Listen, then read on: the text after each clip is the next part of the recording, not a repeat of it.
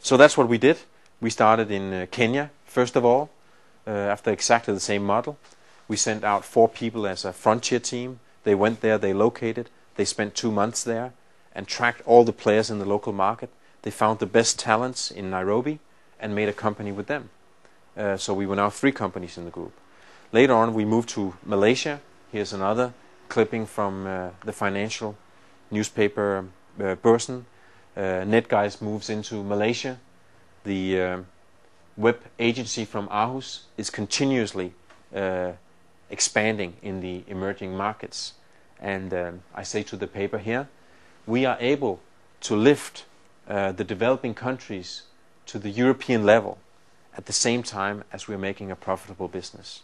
Because this is what we were.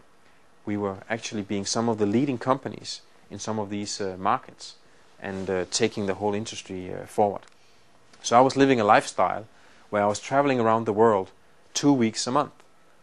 All the time I was in at airplanes, moving around from one location to the other.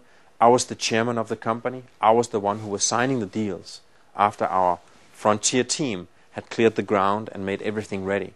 I would go then for the final negotiations and the last deals. When you travel so much, you become a frequent flyer, and sometimes you get these gold cards with the airlines from all the points you collect. Points that you could never use, because when you travel so much, the last thing you want to do in your weekends or on your holidays is to travel.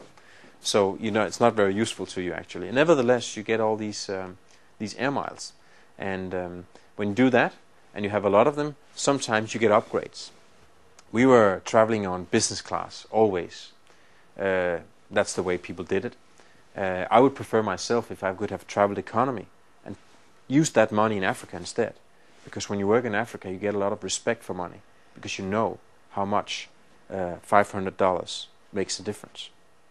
But you couldn't really go to the CFO and say, can I just, take a cheaper flight and then we can transfer the money to Uganda, because you can't just transfer money like that. I mean, are you buying a service? Are you giving a loan? Are you making investments in the company? It doesn't work that way.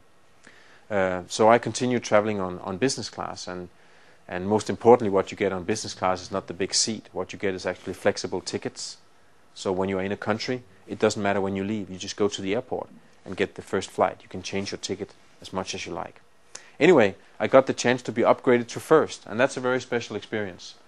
It looks like this, and that's when you actually get into a very special part of the airplane where presidents used to fly, and other very, very rich people. And sometimes if they have available space, those who have the gold cards get the chance to get in there.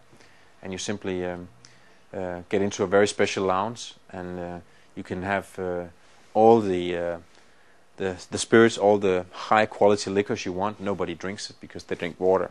That's the best thing when you fly anyway. But it feels kind of nice to get the opportunity.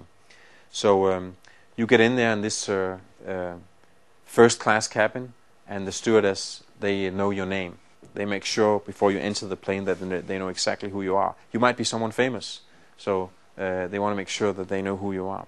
So, welcome to your flight, Mr. Madié. This is your seat, and then there's a stewardess for every 3 passengers. So you get all the service you want. What you really want to do is to sleep and take advantage of the seat that can change us to a full bed. So that was the kind of lifestyle that I found myself in.